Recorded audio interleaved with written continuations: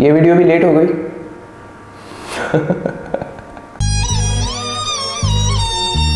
I am so sorry guys, actually मेरे मोहल्ले के आसपास में इतनी ज़्यादा शादियाँ थी, इतना शोर शराबा था, मैं रिकॉर्ड नहीं कर पा रहा था अपनी वीडियोस। और मैं एक्चुअली इस वीडियो को फिर से रिकॉर्ड कर रहा हूँ। मैंने अपनी पुरानी वीडियो में बोला था आप लोगों को कि ये वीडियो रिकॉर्डेड है, एडिटेड है, 4-5 दिन में आ जाएगी पार्ट 3। लेकिन परफॉर्मेंस टेस्ट करते वक्त मुझे रियलाइज़ हुआ कि यार कुछ तो गड़बड़ है, इस पर मुझे फिर से बात करना चाहिए। तो इसीलिए इस वीडियो को मैं फिर से बना रहा हूँ, फिर से रिकॉर्ड कर रहा हूँ। तो चलो देखते हैं इस वीडियो को और जानते हैं कि क्या है इसमें। तब तक आप सब्सक्राइब कर लो। तो आप में से नए जितने भी व्यूअर्स हैं, मैं उनको बता देना चाहता हूँ कि ये जो आप देख रहे हो ना, यही है मेरा लैपटॉप। एक्चुअली मैं इसे एक पीसी बनाने वाला था, लेकिन मैं रुक गया वो काम। और इतना एक्सट्रीम स्टेप मैं इसलिए ले रहा था कि अपने लैपटॉप को ही पीसी बनाने की कोशिश कर रहा था, वो भी ग्राफिक कार्ड लगा के eGPU अडेप्टर के थ्रू।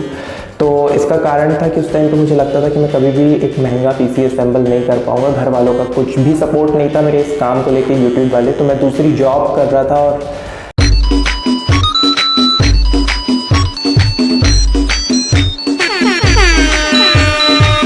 एक्चुअली बहुत सारे लोगों के लिए ये होगा कि बहुत इजीली मेरे पास सब कुछ आया है, पीसी वगैरह। ऐसा बिल्कुल नहीं है।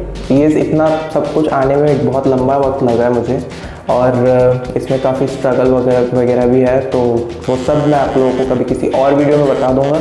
इस वीडियो में स्पेसिफिकली हम इस eGPU सेटअप के बारे में बात करने वाले हैं, इसके परफॉर्मेंस के बारे में और फाइनल थॉट्स। इससे पहले मैंने जो 2 वीडियोज़ और बनाए हैं उन्हें जाकर देख लेना अगर आप लोगों को इंटरेस्ट है और इस प्रोडक्ट के बारे में जानने के लिए।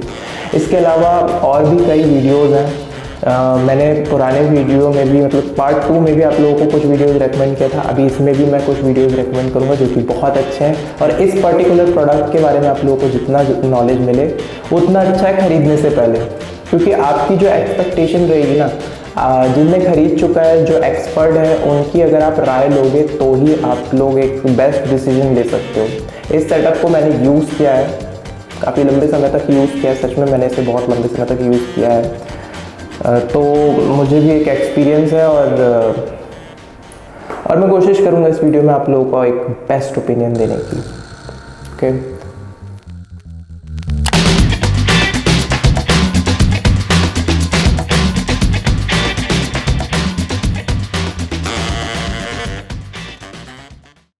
तो सबसे पहले मैं यहाँ पे PUBG को टेस्ट करने वाला हूँ। नॉर्मली PUBG थोड़ा सा हाई एंड स्पेसिफिकेशंस को डिमांड करता है, और मैं इसे 4K रेजोल्यूशन में टेस्ट करने वाला हूँ, तो बहुत बड़ी बात है।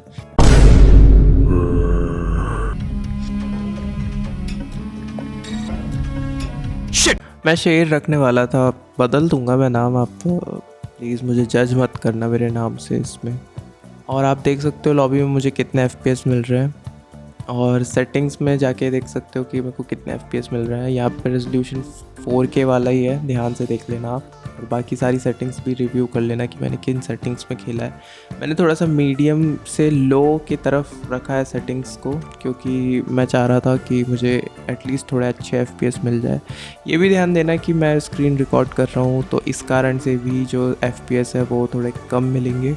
अगर मैं स्क्रीन रिकॉर्ड ना करूँ तो मुझे कुछ FPS एक्स्ट्रा मिल जाएंगे, क्योंकि उस समय कंप्यूटर पे लोड कम पड़ेगा। मैं कैप्चर कार्ड यूज़ नहीं कर रहा हूँ, एक्चुअली मेरे पास अभी कैप्चर कार्ड नहीं है, तो इसीलिए। पहले मेरे पास 4K मॉनिटर नहीं था, तो मैं 1080p मॉनिटर में ही गेम्स खेलता था, तो उसमें भी ये गेम उतना अच्छा परफॉर्म नहीं करता था, तो मेरी ज़्यादा एक्सपेक्टेशन नहीं है। और आप देख सकते हो कि लॉबी में ये कैसा परफॉर्म कर रहा है। मैं सच कहूँ तो ये प्लेबल नहीं है, इस परफॉर्मेंस में आप नहीं खेल पाओगे इस गेम को। और एक ये बात भी है कि ये स्क्रीन रिकॉर्डिंग हो रही है, तो इसलिए भी ये अच्छे से परफॉर्म नहीं कर रहा है, मुझे ऐसा लग रहा है। और वहीं सेम ग्राफिक कार्ड जो मैंने अपने पीसी में लगाया है, तो मुझे क्या परफॉर्मेंस मिल रही है आप देख सकते हो। मैं आप लोगों को बेहतर अंडरस्टैंडिंग के लिए सारी चीज़ें, सारी स्पेसिफिकेशंस दिखा दूंगा, मेंशन कर दूंगा, तो आप देख पाओगे कि गेम स्टार्ट होने के बाद हमें कैसे FPS मिलते हैं। वैसे तो eGPU सेटअप में बहुत ज़्यादा फ्लक्चुएशन नज़र आ रही है, लेकिन ये स्क्रीन रिकॉर्डिंग का इशू है। मैं आपको मेन मॉनिटर का कैमरा रिकॉर्डिंग वाला वीडियो दिखा दूंगा। लेकिन आप लोग ये तो समझ गए होंगे कि जो PC है वो ज़्यादा बेहतर परफॉर्म करता है, और मेरी मानोगे आप तो PC ज़्यादा बेहतर ही परफॉर्म करता है, ज़्यादा स्मूथ एक्सपीरियंस होता है। भला ही आपको थोड़े बहुत FPS सिमिलर नज़र आए, लेकिन पीसी बेहतर परफॉर्म करता है। ये सिंपल सी बात है। तो दो मॉनिटर यहाँ पे आप देख रहे होगे और दोनों मॉनिटर देख के ये बिल्कुल भी मत सोचना कि ये दोनों मॉनिटर मैंने अपने लैपटॉप से कनेक्ट किया है मेरे ग्राफिक कार्ड के थ्रू। ग्राफिक कार्ड से मैं बिल्कुल कनेक्ट कर सकता हूँ दो मॉनिटर में। 4 मॉनिटर के पोर्ट्स दिए गए हैं उसमें, लेकिन ये दोनों ही मॉनिटर कनेक्टेड है मेरे पीसी से और मेरे पीसी की मदरबोर्ड में है 2 पोर्ट, दोनों पोर्ट यूटिलाइज हो जा रहे हैं। लेकिन जो मॉनिटर में दूसरा HDMI पोर्ट है उससे कनेक्टेड है मेरा लैपटॉप। तो आप ऐसा बिल्कुल भी मत सोचना कि दो मॉनिटर का स्ट्रेस पड़ रहा है हमारे सेटअप पे। नहीं, सिर्फ एक ही मॉनिटर का स्ट्रेस पड़ रहा है और वो 4K मॉनिटर है और हम कोई भी रेजोल्यूशन सेट करके यूज़ कर सकते हैं और वही परफॉर्मेंस देखने को मिलेगी जो हमारा सेटअप दे सकता है। ओके, तो मैंने इस गेम को मल्टीपल टाइम इस सेटअप में खेलने के बाद डिसाइड किया कि मैं इसे 1080p लोएस्ट, सबसे लोएस्ट सेटिंग में सेट करके खेलूँगा और देखूँगा कि क्या परफॉर्मेंस मिलती है। और इसके अलावा मैं विंडोज़ का जो डिफ़ॉल्ट परफॉर्मेंस दिखाने वाला मैकेनिज़्म है मैं उसे यूज़ कर रहा हूँ, ताकि उसका जो ग्राफ है उससे आपको पता चले कि जो परफॉर्मेंस है वो कितनी फ्लक्चुएट होती है। तो आप देख सकते हो कि बिना स्क्रीन रिकॉर्डिंग के भी इसकी परफॉर्मेंस कितनी अनस्टेबल है और ग्राफ में आपको ये चीज़ ज़्यादा बेहतर तरीके से समझ में आ जाएगी। एक्चुअली 4K रेजोल्यूशन में भी सिमिलर ही FPS मिलते हैं और मुझे नहीं पता कि ये कैसे होता है, लेकिन 4K रेजोल्यूशन में भी आपको सिमिलर ही FPS देखने को मिलेंगे, लेकिन बहुत अनस्टेबल परफॉर्मेंस मिलेगी, बहुत ज़्यादा। और वहीं पीसी में जो मेरा एक्सपीरियंस है वो काफ़ी स्मूथ है। आपको FPS तो काफ़ी सिमिलर ही देखने को मिलेंगे पीसी में भी, लेकिन पीसी में स्क्रीन रिकॉर्ड होने के बावजूद जो फील है, जो रिस्पॉन्सिवनेस है गेम का, वो ज़्यादा बेहतर है। फॉर एग्जांपल आप मान लीजिए कि मैं कैरेक्टर के मूवमेंट के लिए जब भी अपने कीबोर्ड में बटन्स को दबाता हूँ तो जो रिस्पॉन्स है वो थोड़ा सा डिले होता है, कुछ मिली सेकेंड्स का। लेकिन वहीं जब मैं अपने पीसी में ये चीज़ करता हूँ ना तो मुझे क्विकली रिस्पॉन्स मिलता है, तो जो एक अलग ही लेवल का कॉन्फिडेंस फील होता है जब मैं पीसी में गेम खेल रहा होता हूँ। तो ये फ़र्क है और ये सब चीज़ मैंने एक्सपीरियंस किया है जब मेरा गेम रिकॉर्ड हो रहा था, लेकिन वहीं मेरे लैपटॉप में वो चीज़ नहीं फील हुई मुझे। इवन जब मैं कैमरा रिकॉर्ड से खेल रहा था गेम को तब भी वो लैग मुझे फ़ील हुआ, वो डिले मुझे फ़ील हुआ। एक बात ये भी है कि ये चीज़ मुझे हर गेम में फ़ील नहीं होती, सेम इंटेंसिटी के साथ फ़ील नहीं होती। किसी में कुछ बहुत कम फील होगी, किसी में थोड़ी ज़्यादा फील होगी, तो ऐसा है। तो फोर्जा होराइजन 4 4K रेजोल्यूशन में ये गेम मैंने उम्मीद नहीं किया था कि इस रेजोल्यूशन में चल जाएगा, लेकिन चल गया। काफ़ी हद तक प्लेएबल FPS दे दिया और इसके अलावा ये डायनेमिक रेंडर क्वालिटी में अल्ट्रा सेटिंग्स पे सेट था। ये सब डिफ़ॉल्ट सेटिंग है, मैंने कोई भी चीज़ नहीं छेड़ा। वीसिंक भी ऑन है और आप देख सकते हो कि काफ़ी हद तक जो स्टेबल परफॉर्मेंस है वो फील होती है। ग्राफ तो ऊपर नीचे ही दिखेगा, अनस्टेबल ही फील होगा ग्राफ देख के, लेकिन जो खेलते वक्त आपको जो फील होगा ना वो स्टेबल ही फील होगा। वैसा नहीं होगा कि ये PUBG में जैसा मुझे हो रहा था। इसके अलावा जो रिस्पॉन्स है वो थोड़ा सा वही डीले वाला रिस्पॉन्स है। अगर आपको आदत हो जाए तो आप गेम को खेल पाओगे, बाकी गेम प्लेएबल तो है। इसके अलावा इस गेम को मैंने टेस्ट करने की कोशिश किया था अपने पीसी पर कि मैं कंपेयर करके दिखा सकूं कैसा परफॉर्मेंस था पीसी में मेरे, तो वो पीसी में नहीं चल पाया अनफॉर्चुनेटली। मेरा पीसी काफ़ी कैपेबल पीसी है, फिर भी वो नहीं चल पाया वो गेम। मुझे नहीं पता क्यों ऐसा हुआ।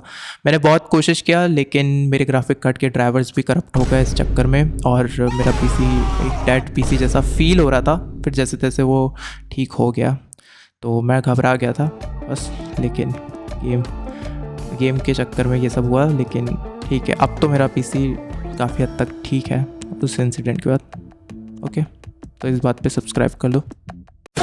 तो मैंने अपने इन दोनों ही सेटअप्स पर क्राइसिस रीमास्टर्ड गेम सीरीज़ को खेल के देखा है और ये रीमास्टर्ड है, मतलब ये पुराने गेम नहीं है, ये फिर से रीमास्टर किए हुए गेम है।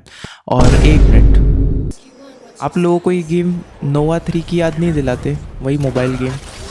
और मैं सच बोलूँ तो मैंने 2014-15 में ये गेम खेला था नोवा 3 और मैंने क्राइसिस से पहले खेला है ये गेम, तो मुझे नोवा 3 की याद आ गई। बल्कि ये गेम ज़्यादा पुराने 2007-8 के गेम है, लेकिन मेरा जो एक्सपीरियंस था ना मोबाइल फ़ोन में वो कमाल का था यार, सच बता रहा हूँ। मैं अभी ये मुझे रियलाइज़ हो रहा है कि गेम लोफ्ट ने कितना अच्छा गेम हमें मोबाइल फ़ोन में ला कर दिया था और आज की डेट में वो गेम बिल्कुल भी अवेलेबल नहीं है। मेरे हिसाब से हमें कुछ ऐसा करना चाहिए जिससे गेम लोफ्ट वापस प्ले स्टोर में रिलीज़ करे। भले ही 20-30-40 रुपए का गेम डाल दे, लेकिन डाल के रखना चाहिए क्योंकि बहुत अच्छा गेम था। इसके म्यूज़िक वगैरह, बैकग्राउंड म्यूज़िक वगैरह, इसके अलावा इसके विजुअल इफ़ेक्ट्स और जितनी भी चीज़ें थी ना वो परफेक्ट थी एक मोबाइल गेम के साथ। आई एम सॉरी, मैं ऑफ टॉपिक हो गया। सॉरी भाई, सॉरी। तो जो ये तीनों ही गेम्स को मैंने टेस्ट किया है, मुझे खुद यकीन नहीं हुआ कि मेरे लैपटॉप में, मेरे eGPU सेटअप में ये गेम ज़्यादा स्टेबल परफॉर्म कर रहा था मेरे पीसी के बजाय। तो मेरे पीसी में जो प्रोसेसर लगा हुआ है वो बहुत ही पावरफुल प्रोसेसर है और उसमें 6 कोर्स हैं, लेकिन मेरे जो लैपटॉप है उसमें सिर्फ 4 फिज़िकल कोर्स हैं और 4 लॉजिकल कोर्स है। 8 कोर की तरह वो काम करने की कोशिश करता है, लेकिन 4 ही कोर्स हैं उसमें अगर देखा जाए तो। सिंगल कोर को डबल कोर की तरह यूज़ करना वो एक डिफरेंट चीज़ है, लेकिन फिज़िकल कोर्स की ज़्यादा महत्व रहता है मेरे हिसाब से। तो मैं ये मानता हूँ कि ये कैसे हो गया, ये बड़ा ही सोचने वाली बात है।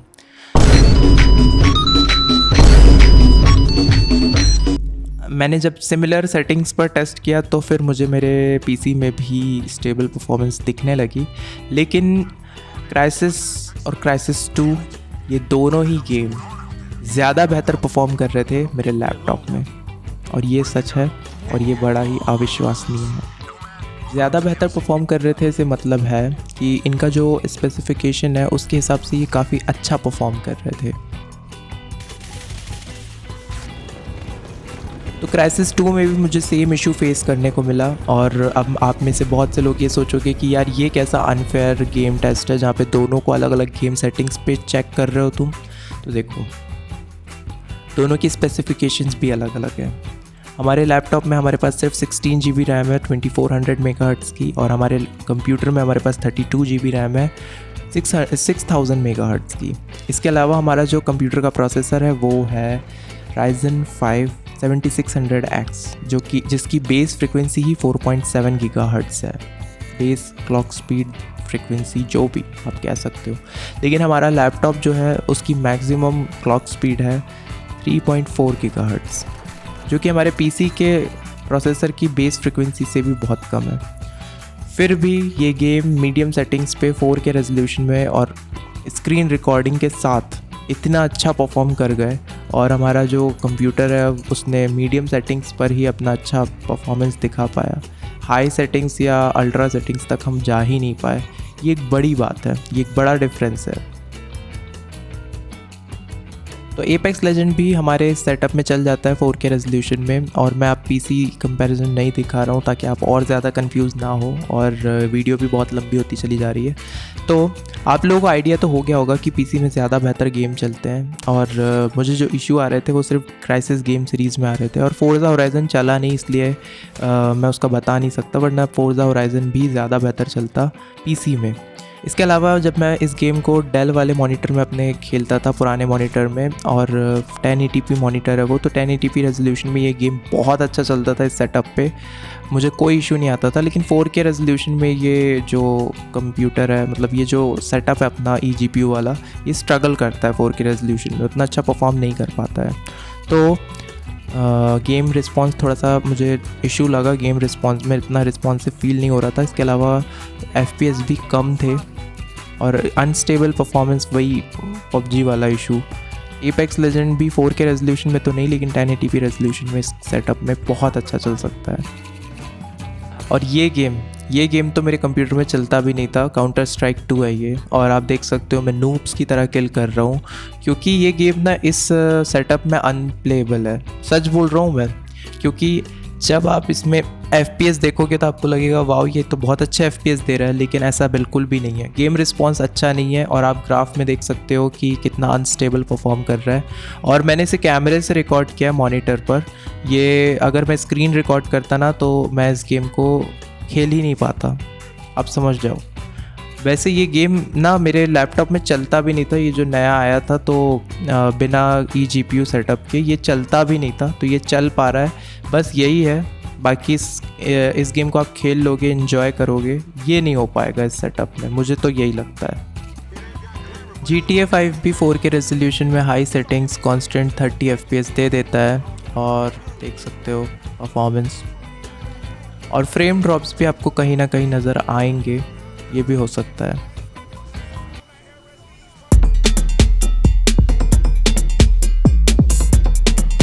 तो आप देख सकते हो कि मुझे इसके स्टॉक ग्राफिक कार्ड में जो इस लैपटॉप के साथ ही आया था उसमें क्या परफॉर्मेंस देखने को मिलती है। ये 5900 के पास में। और जब मैं इसमें ई जी पी यू सेटअप को सेटअप कर लेता हूँ और RTX 2060 सुपर को पेयर करता हूँ इस प्रोसेसर के साथ, तो मुझे क्या परफॉर्मेंस मिलती है।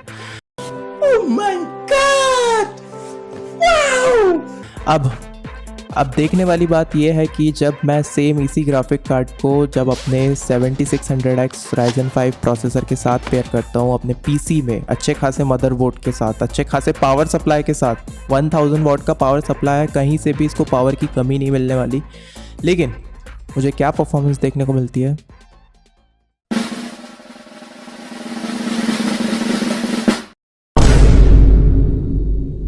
What the hell?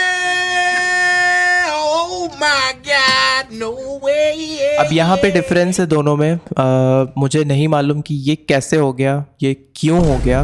और ई जी पी यू वाले सेटअप में आप देखोगे कि ज़्यादा अच्छा परफॉर्मेंस। अच्छा, आपको क्या विश्वास नहीं हो रहा तो स्क्रीनशॉट को थोड़ा ध्यान से देखते हैं। इसमें प्रोसेसर भी आपको दिख जाएंगे और अब तो आप लोगों को क्लियर हो जाना चाहिए कि इन दोनों में हमें डिफरेंट परफॉर्मेंस देखने को मिली है और ये कैसे है। अगर आप में से किसी को भी एक अच्छा एक्सप्लेनेशन मालूम है इसका तो कमेंट में ज़रूर बताना।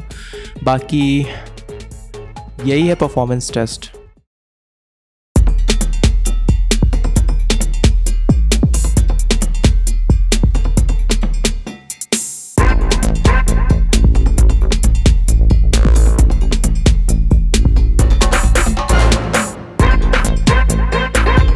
तो मैंने अपने फर्स्ट वीडियो में आप लोगों को बताया था कि इस प्रोडक्ट को कैसे खरीदना है और अमेज़ॉन में भी ये प्रोडक्ट अवेलेबल है, लेकिन अमेज़ॉन में इसकी प्राइस जो है वो काफ़ी ज़्यादा है, 11,000 रुपीज़ के आसपास थी। लेकिन अभी अमेज़ॉन में इसकी प्राइस कम हो गई है। शायद उन्होंने मेरा वीडियो देख लिया। आई एम सो सॉरी, मैं मजाक कर रहा हूँ। तो ठीक है, जो भी है, जैसे भी जो भी हुआ, प्राइस तो कम हो गई, ये बहुत अच्छी बात है। लेकिन अभी भी मुझे ऐसा लगता है कि ये प्राइस सही नहीं है। प्राइस मेरे हिसाब से 6000 के आसपास होनी चाहिए, तब ये प्राइस जस्टिफाइड है। 6000 या फिर 6500, ये भी ठीक प्राइस है। मैंने इसे 5500 के आसपास ख़रीदा था। मैंने आप लोगों को फर्स्ट पार्ट में बता दिया था एग्जैक्ट कि मैंने इसे किस प्राइस में ख़रीदा था, मैं थोड़ा भूल रहा हूँ। लेकिन हाँ, मैंने इसे उस प्राइस से तो कम में ही ख़रीदा था। और आप में से जिन लोगों को लगता है कि ये 600-700 रुपये की चीज़ है, तो ऐसा बिल्कुल भी नहीं है। मैं इसे यूज़ कर रहा हूँ, मुझे फील होता है कि कितना महंगा प्रोडक्ट होगा। इसका जो मेटेलिक PCI स्लॉट है, सब कुछ, मतलब मुझे लगता है ये महंगा प्रोडक्ट है। ऐसा तो बिल्कुल नहीं लगता कि 500-600 रुपये का प्रोडक्ट है। तो अगर किसी भी ऐसी वैसी वेबसाइट से अगर आप लोगों को ये कम प्राइस में मिल रहा है तो प्लीज़ वहाँ से मत लेना, मैं बिल्कुल भी रेकमेंड नहीं करूँगा। eBay से मैंने ख़रीदा है और eBay और अमेज़ॉन, ये दोनों ही ट्रस्टेड वेबसाइट्स हैं, ठीक है। पहले eBay थी इंडिया में, जहाँ हमें मिल जाते थे प्रोडक्ट्स इंडियन रुपीज़ में, लेकिन अब eBay चली गई है इंडिया को छोड़ के, तो US डॉलर में आपको सारे प्रोडक्ट देखने को मिलेंगे। तो इंटरनेशनल ट्रांजैक्शन के थ्रू ही आप खरीद सकते हो कोई भी प्रोडक्ट, वो भी बाहर के सेलर्स से। इंडियन सेलर्स शायद ही होंगे उसमें बेचने वाले, लेकिन आपको बाहर के ही सेलर्स मिलेंगे। तो मैंने आप लोगों को ये चीज़ तो एक्सप्लेन कर दिया है। तो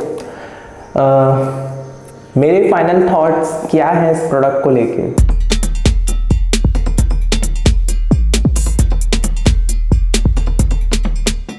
तो मुझे ऐसा लगता है कि आप में से जिन लोगों को भी लग रहा होगा कि यार क्राइसिस 2 तो बहुत बढ़िया चल गया, तो ऐसा है कि क्राइसिस 2 जो है ये पुराने गेम है और क्राइसिस 2 क्राई इंजन पर काम करता है, जो कि एक ऐसा गेम इंजन होगा, मुझे मतलब ये मेरी थियरी है, मैं बता रहा हूँ आप लोगों को कि ऐसा गेम इंजन होगा जो इंटेल के ही स्पेशली प्रोसेसर्स जो है, हमारा AMD है PC में, तो लैपटॉप में जो इंटेल प्रोसेसर है, ये गेम इंटेल प्रोसेसर के लिए बना होगा। क्राई इंजन जो होगा वो इंटेल प्रोसेसर पर ज़्यादा बेहतर वर्क करता होगा और पुराने वाले गेम्स हैं ये, तो पुराने प्रोसेसर्स को देख के इस इंजन को डिज़ाइन किया गया होगा, तो इसलिए ये गेम में बहुत अच्छा परफॉर्म कर गया।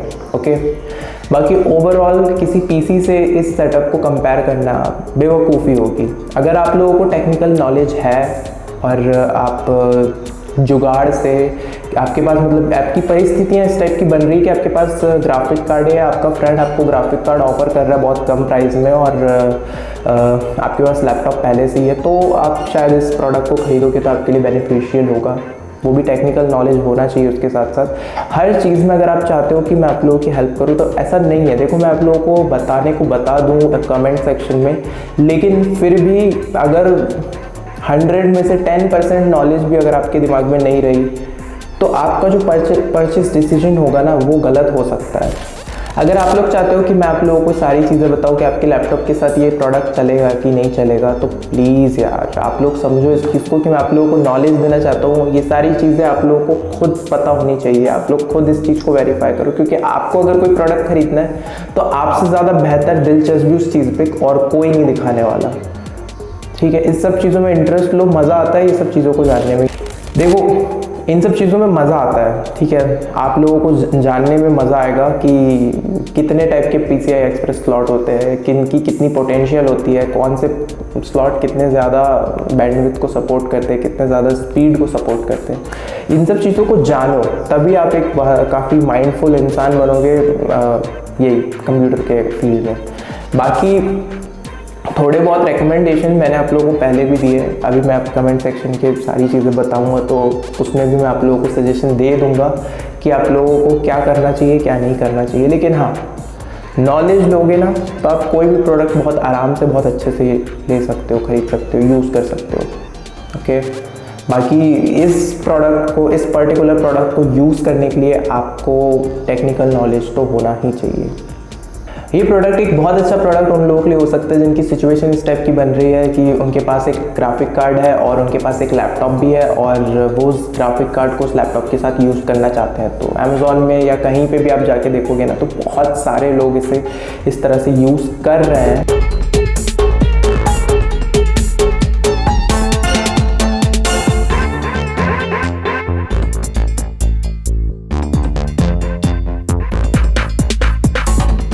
और मैं मानता हूँ कि मैं भी इसे काफ़ी लंबे समय तक यूज़ कर लेता, लेकिन प्रॉब्लम्स तो है, आपको इसमें प्रॉब्लम्स तो फेस करना पड़ेगा थोड़ा बहुत। आप अगर किसी साइकिल में अगर मोटर लगाकर उसे यूज़ करोगे तो वो एक बाइक वाला फील आपको नहीं देने वाली। शायद मेरे ख्याल से ये एग्जांपल सही रहेगा इस चीज़ को बताने के लिए। लेकिन हाँ, अगर वो मोटर पावरफुल है, चलती है, तो आपको वो आपके पैरों को रिलैक्सेशन तो देगी, आप लोगों को चलने में हेल्प तो करेगी, वो आप लोगों को मूव तो कराएगी, लेकिन वो आपको वो कंफर्ट नहीं दे पाएगी जो एक बाइक दे सकती है। तो ठीक वैसे ही आप लोग समझो कि ये की GPU एडाप्टर जो है ये आपके ग्राफिक कार्ड को आपके लैपटॉप के साथ कनेक्ट तो कर ही देगा। अब जैसे मेरे लैपटॉप में 4K गेमिंग में कर रहा हूँ, जो कि बिल्कुल भी अनएक्सपेक्टेड था। मैं कभी इमेजिन भी नहीं कर सकता था कि मेरे लैपटॉप में 4K गेमिंग हो पाएगी, क्योंकि 720p में मैं गेम खेलता था तब भी मुझे 60 कांस्टेंट FPS नहीं मिलते थे। इसमें 4K में 60 कांस्टेंट FPS दे दिया इस सेटअप ने, तो मैं मानता हूँ कि वो बहुत बड़ी बात है। वो भी रिकॉर्ड कर रहा था मैं जब वीडियो को, तब मतलब स्क्रीन रिकॉर्ड कर रहा था तब, तो मैं मानता हूँ कि बढ़िया चीज़ है eGPU सेटअप भी। और ये लेकिन उन्हीं लोगों के लिए जिनको नॉलेज है और जो जुगाड़ में काम करना चाह रहे हैं।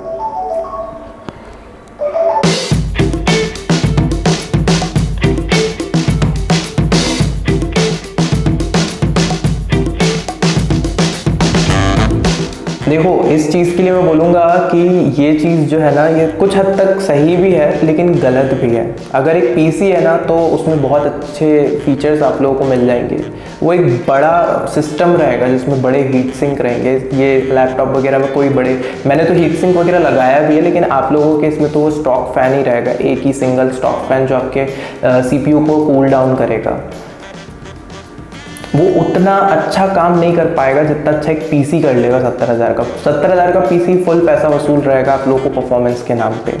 लेकिन हाँ, एक ये चीज़ भी है कि मेरे केस में मैंने इस चीज़ को प्रिपेयर किया था। 70,000 मुझे नहीं लगे, मेरा 28,000 का ग्राफिक कार्ड था जिसे मैंने किस्त में ख़रीदा था। उसके बाद फिर मैंने उसी बीच में ग्राफिक कार्ड के ही किस्तों के बीच में मैंने इसमें एक रैम अपग्रेड भी कर लिया था, तो मेरे पास 2 रैम स्टिक हो गई थी। और उसके बाद फिर मैंने अडेप्टर ख़रीदा, ग्राफिक कार्ड को लगा के यूज़ किया, तो काफ़ी हद तक अच्छी खासी परफॉर्मेंस दे दिया इसने। हाँ, बस इतना है कि आप लोगों का मॉनिटर कीबोर्ड का पैसा बच जाएगा और कुछ चीज़ें रह जाएगी। तो आप लोगों के पास उसके लिए पहले लैपटॉप पहले से ही होना चाहिए, ये भी एक बात है।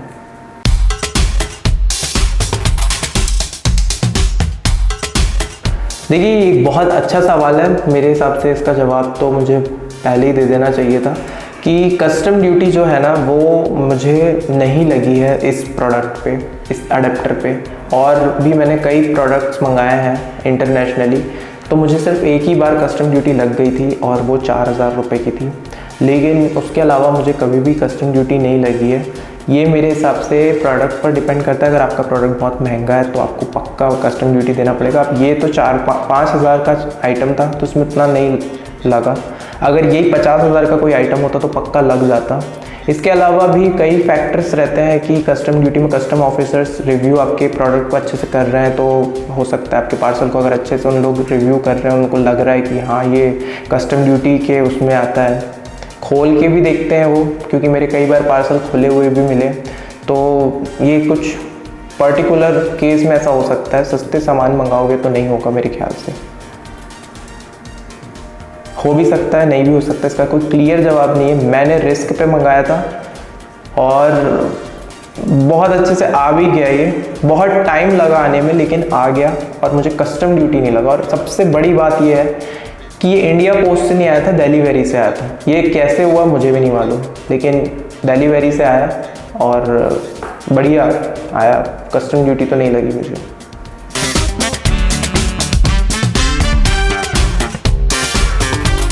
अगर आपके लैपटॉप के बाहरी साइड में अगर M.2 स्लॉट है तो आप पहले मैनुअल में चेक कर लेना या डिवाइस मैनेजर में जाके चेक कर लेना है, किसी तरह से रिव्यू कर लेना कि आपका वो जो M.2 स्लॉट है वो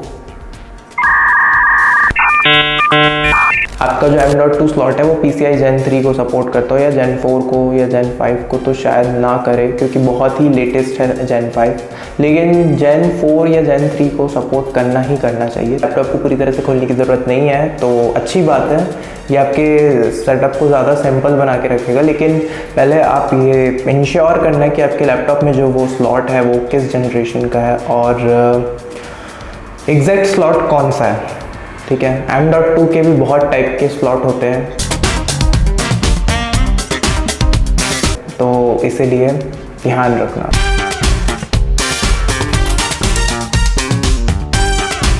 अगर आप टाइप सी पोर्ट में eGPU अडेप्टर को कनेक्ट करना चाहते हो तो मुझे लगता है कि आप कंफ्यूज हो गए हो टाइप सी और थंडरबोल्ट के बीच में। टाइप सी पोर्ट जो होता है वो थंडरबोल्ट जैसा दिखता है लेकिन उतना high speed data transmission support नहीं करता है।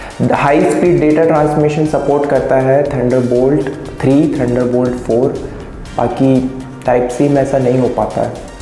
इसके अलावा मैं कहूँ अगर थंडरबोल्ट वर्सेस PCI स्लॉट, तो PCI स्लॉट की जो स्पीड होती है M.2 PCI स्लॉट की जो स्पीड होती है वो थोड़ी सी ज़्यादा होती है थंडरबोल्ट 4 के मुकाबले। अभी लेटेस्ट थंडरबोल्ट 4 चल रहा है तो मैं उसके कंपैरिजन के हिसाब से बता रहा हूँ।